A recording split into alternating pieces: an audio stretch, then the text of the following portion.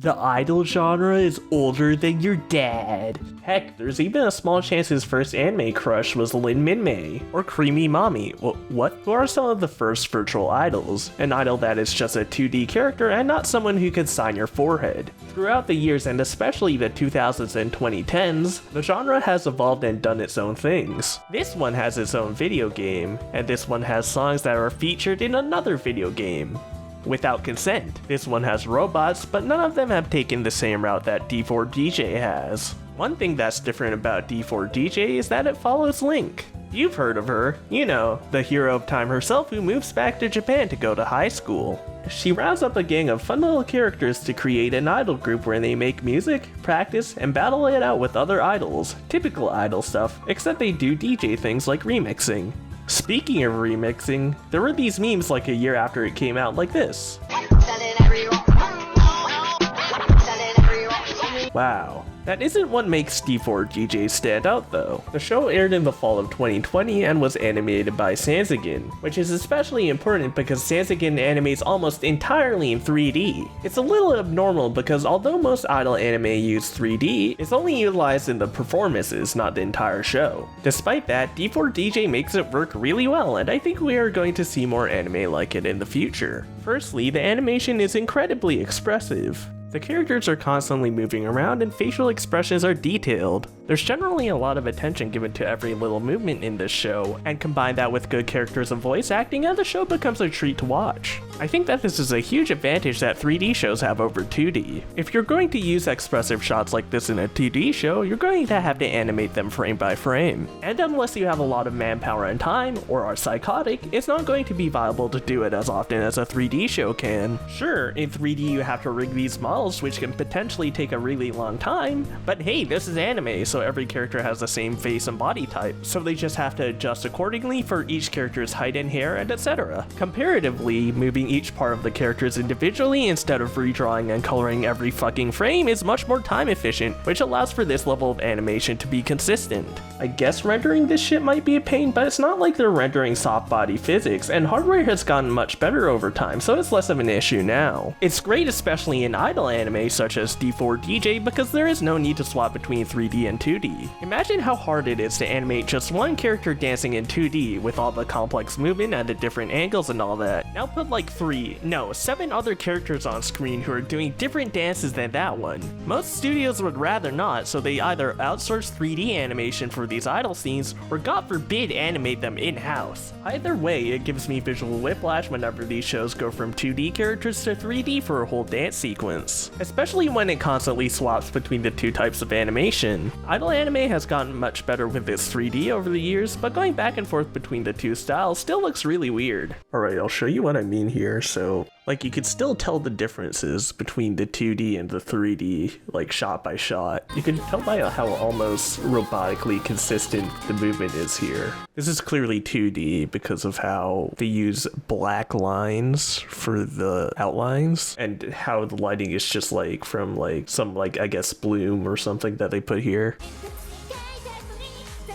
Alright, this was a little bit complicated. With 3D being more readily available, this also means they can afford to put more performances in the show. In fact, there's at least one every episode. Lapis Relights was also able to do this even though it's mostly a 2D anime, and it's awesome! The reason I watch idol anime is to listen to the music and watch some energetic dance sequences. Fuck this gay waifu shit, Japanese music is dope. Another benefit to fully using 3D is that it's also helpful due to the fact that these shows are used to sell virtual bikinis, so it doesn't come off as a big shock when playing the game after watching the anime. The purpose is defeated in D4DJ though because the art styles in the anime and in the game Groovy Mix are different. They remain the same in Bang Dream, why not this show? By the way, did I also mention that Sanzigen also animated seasons 2 and 3 of Bang Dream? This isn't their first rodeo.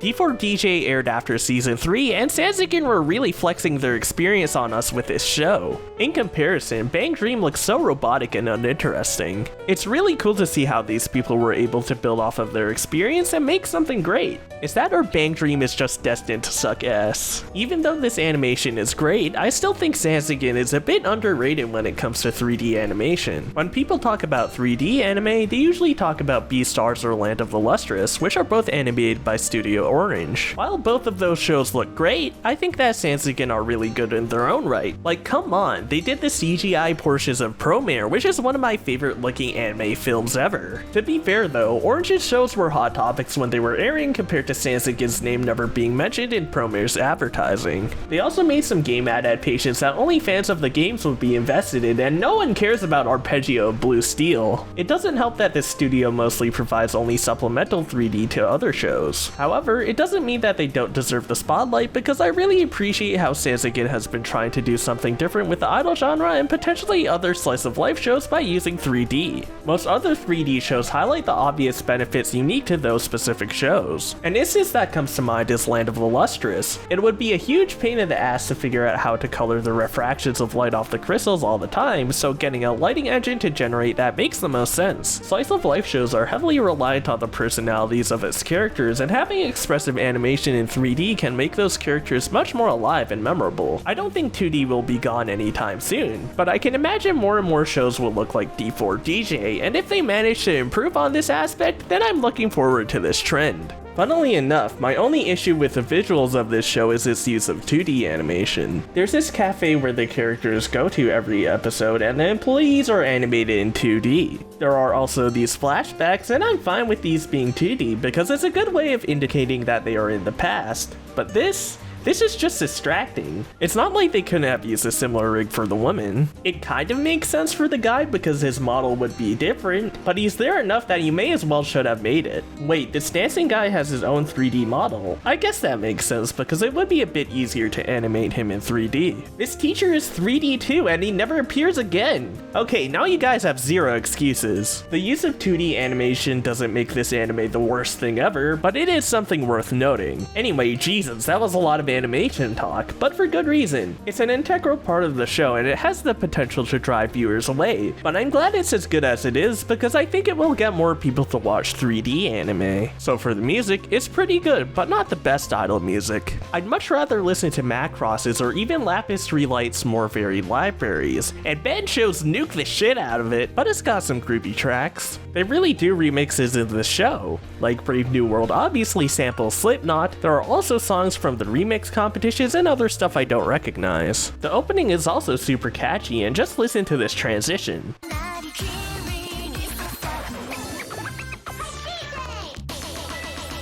Hot damn, this is really a show about DJs, huh? The other songs are great too if you aren't trying to get good accuracy.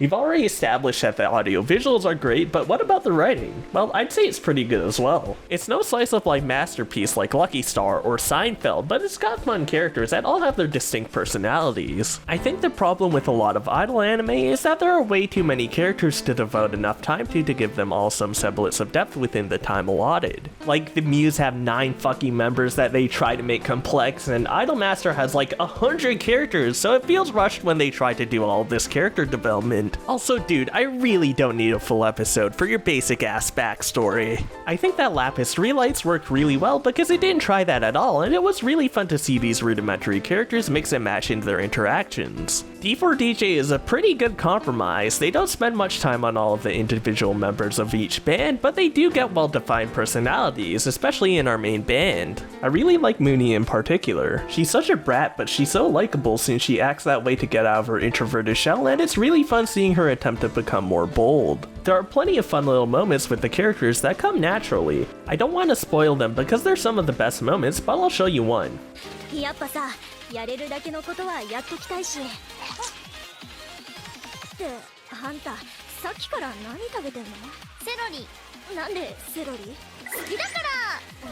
I've spent a lot of time with Link, and I can confirm that she really fucking loves food. Moments like these are just thrown in the show and they just move on, so it's really charming to see them just act normally like this without making it into some huge punchline, which is a thing a lot of comedy anime do, and it's a big turnoff for me. This script is old as dirt, and I did eventually get to All Mix, the second season, and it actually handled adding several more idol groups pretty well. They focus on the groups as a whole, and it feels a lot better than the way other idol anime do character-focused stuff. There's a lot of shit dealing with Photon Maiden wanting to make more authentic sounding music rather than making widely appealing and uninspired stuff. Are you sure Momoka wasn't in this band? There's the one episode where this purple-haired chick works with this American chick, and they both have the worst English ever. I can't make great melodies like you. No! This is what I wanted to hear. Saori's melody. The meetings for the various events they plan and the different groups getting together just to hang out are all parts of the show that are pretty fun to watch. All in all, D4DJ is sick, and if this video got you interested in watching the show, what the fuck are you still doing here? It's on YouTube and you can watch it right now. Never mind. Sorry I said that about you. They took the official uploads down like yesterday. It was great too because it had subtitles in every language and ad revenue likely went into funding more D4DJ content. It was such an accessible way to support the show. Guess whoever made this decision hates money. If you want to support the show, don't watch it on Crunchyroll. Crunchyroll sucks. Just watch it on some piracy site and pay for some of the game's DLC. Seriously, what the fuck, guys?